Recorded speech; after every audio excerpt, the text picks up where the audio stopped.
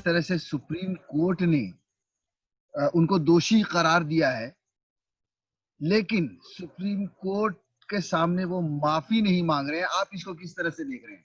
देखिए, दोषी करार देने के बाद भी सुप्रीम कोर्ट ये कह रहा है कि आप माफी मांग लीजिए, उनको सजा देने को तैयार नहीं है। जबकि जस्टिस सी.एस. करन के बारे में आप जानते होंगे, उन्होंने भी यही कहा था जो प्रशांत भूषण जी ने कहा। उनको जेल भेज दिया गया और जो केस उन्होंने देखे थे उन सारे केस पे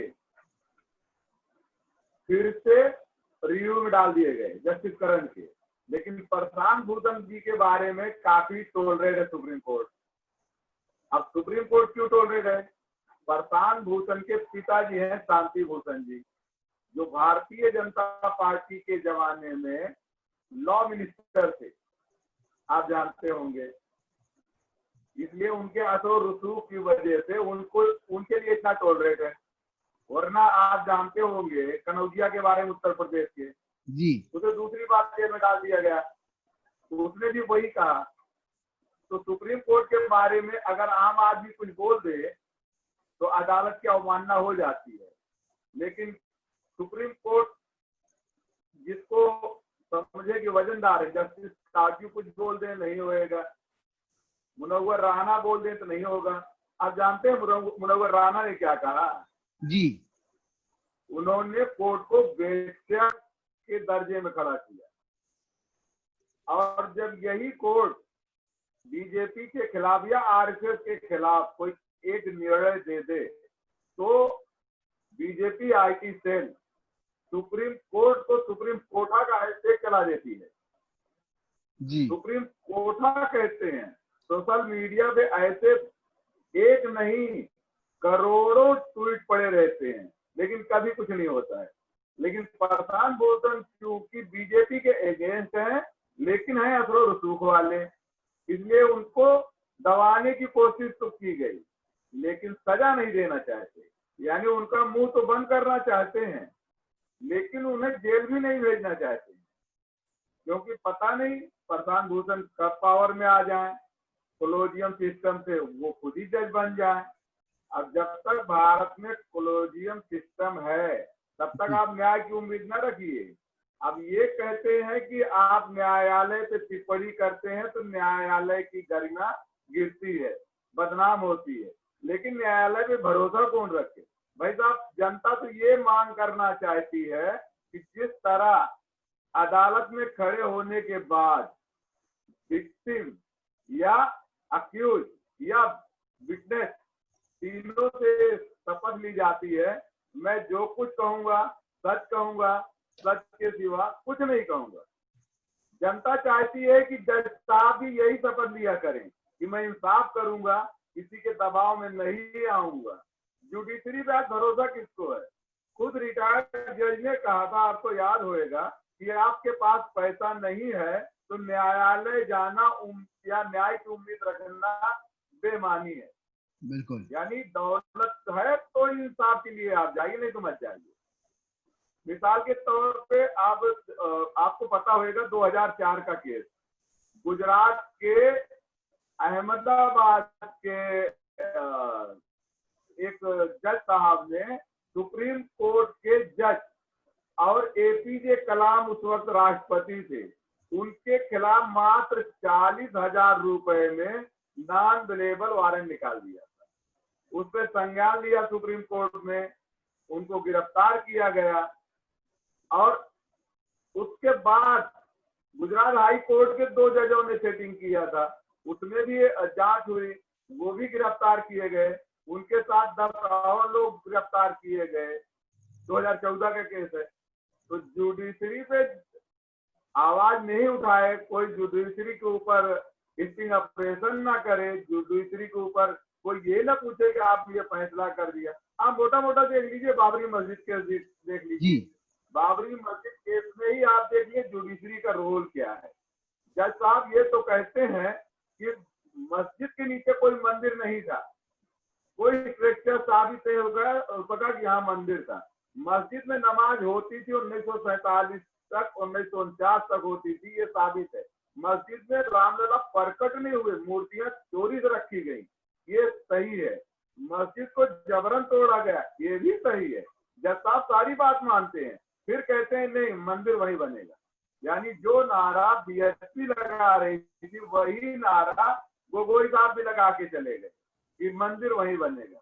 रईस भाई एक चीज हम और अभी बीच में हम देख रहे हैं, जैसे कुछ लोगों का ये बहुत सारे सोशल मीडिया पे इस तरह की बातें होती हैं, जैसे सरकार मतलब जो सरकार चाह रही है वही सुप्रीम कोर्ट कर रहा है, जो सरकार कह रही है वही सुप्रीम कोर्ट कर रहा है। जैसे उदाहरण हम सरकार ने कहा जज लोया अपनी मौत मरे, न्यायालय ने मुहर लगा दी।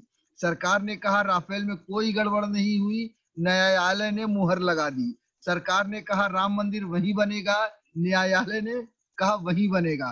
इस तरह के ऐसे बहुत सारे, जैसे सरकार ने कहा कि पीएम केयर फंड ईमानदारी से काम कर रहा है, न्यायालय ने मुहर लगा दी। ऐसे दर्जनों मामले हैं जो सामने आते हैं और बिल्कुल साफ दिखता है कि सरकार जो चाह रही थी वही कोर्ट ने, अदालत ने उसी पर मुहर लगाई है। आप क्या मानते हैं इसको? जी बिल्कुल सही कह रहे हैं आप। सरकार चाहती है, सुप्रीम कोर्ट वही फैसले दे रहा है। और जब तक कोलोजियम सिस्टम से जुडिशरी के जज बनते रहेंगे तब तक सरकार के दबाव में ही फैसले आते रहेंगे। निष्पक्ष फैसलों की तो उम्मीद जनता को है ही नहीं। जनता का बिल्कुल अदालत से भरोसा उठ गया है। अब जनता अदालत में वही केस ले जाना चाहती है जो जहां अलग अलग पब्लिक के केस हो, तो जनता को थोड़ा भरोसा होता है। लेकिन सरकार के खिलाफ में जनता को पता है फैसला क्या आना है। सरकार के अगेंस्ट जुडिशरी जा ही नहीं रही है। ये आज से नहीं हो रहा, 2014 से यही हो रहा है। वो जमाना गया कि मनमोहन सिंह के जमाने में जुडिशरी मनमोहन के खिलाफ फैसले सुना देती थी, कई केस उल्टा सुनाई, जैसे 2G घोटाले का हो गया, कोल घोटाले का हो गया। जुडिशरी निष्पक्ष फैसले सुनाई और लोग अरेस्ट हुए, वो जेल गए, हालांकि वो बरी हो गए, घोटाला हुआ ही नहीं था। लेकिन यहाँ पर घोटाला हो रहा है। रफाल का केस सबको पता है, 126 रफाल बुक की गई, 573 करोड़ पर रफाल रेट था। मोदी जी उसे 1600 करोड़ की रफाल ले आते हैं। 2600 इतना पैसा मनमोहन सिंह जी ने 126 के लिए दिया था, उसमें मोदी जी ने 35 ले लिए और लगवा लिए 2 हैमर एक्स्ट्रा। 2 हैमर से क्या फर्क पड़ जाएगा भाई? तो ये सबको पता, जुडिशरी में बैठा हुआ सरकार के खिलाफ नहीं जा सकता है और जनता इसको समझ भी रही है। लेकिन जनता जैसे ही जो बोलेगा, प्रशांत भूषण बोले तो उनके खिलाफ केस, पुराना केस उठा के दिखा दिया, भाई तुम मत बोलो। प्रशांत कनौजिया बोला, उसको जेल में डाल दिया गया। कपिल बोले, डॉक्टर कपिल को जेल में डाल दिया। IPS संजीव भट्ट को जेल में पहले से रखे हैं। ये उत्तर प्रदेश के जसवीर सिंह, जिन्होंने योगी आदित्यनाथ से मुकदमा दर्ज किया था, उसको नौकरी से बर्खास्त कर दिया गया। ऐसे जो भी इनके खिलाफ बोलेगा उसे जेल में डाल देंगे। एक चीज और, क्या आप मानते हैं कि प्रशांत भूषण इस वक्त बहादुरी दिखा रहे हैं? क्योंकि अगर आप देखें तो एक ये कहा जा रहा है कि भैया प्रशांत भूषण कोई सावरकर नहीं है जो माफी मांग ले। प्रशांत भूषण भी अड़े हुए हैं कि हमारे लिए माफी मांगना मतलब हमने गलती की है।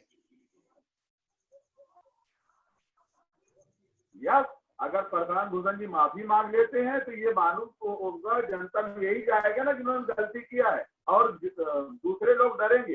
प्रशांत भूषण इस वक्त सबकी आवाज बने हुए हैं। जो लोग जुडिशरी के नाइंसाफियों से संतुष्ट नहीं है, उनकी सबकी आवाज है प्रशांत भूषण। पूरा देश प्रशांत भूषण के साथ खड़ा है। मैं तो कहता हूँ फिलहाल में मैंने देखा बीजेपी के जो सपोर्टर हैं वो लोग भी प्रशांत भूषण के साथ खड़े हो गए हैं। काफी हद तक लोग प्रशांत भूषण को पसंद कर रहे हैं, इसमें कोई शक नहीं है। और प्रशांत भूषण जी दिलेरी से काम दे रहे हैं। उन्होंने रिस्क लिया, जस्टिस करण को उन्होंने जेल में डाल दिया जिस तरह, लेकिन प्रशांत भूषण तब भी नहीं डरे। वो तो कह रहे हैं कि आप मुझे डाल दीजिए जेल में। खुद मैं तो कहता हूँ जुडिशरी डर रही प्रशांत भूषण से अब, कि प्रशांत भूषण के समर्थक, आपने देखा होगा ट्विटर पे कितने समर्थक है उनके, प्रशांत भूषण के। हालांकि उनके फॉलोअर्स तो नहीं थे, लेकिन अचानक लोग उनके समर्थन में आ गए। बिल्कुल।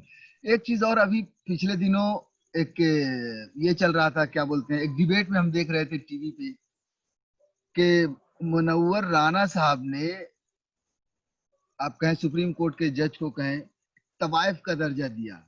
ये एक शेर है किसी शायर का कि झूठों के इस दौर में सच्चाई का जोर कहाँ अब चलता है, एक बार सच बोला था मुंह आज तक जलता है। तो आप ये समझ लीजिए कि मुनव्वर राणा जी बड़ी ही बेबाकी से उन्होंने बात कह दी, वरना कहाँ लोग कह पाते हैं ये बात। हालांकि जानते सब हैं, अगर आप निष्पक्ष लोगों से पूछेंगे तो यही शब्द सब कहेंगे। वो अदालत की मान मर्यादा ना खराब होकर के लोग मुंह बंद किए बैठे हैं।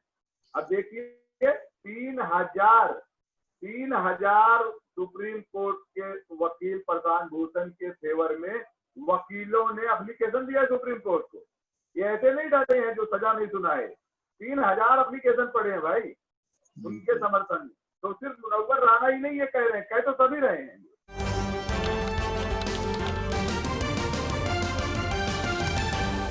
आपकी आवाज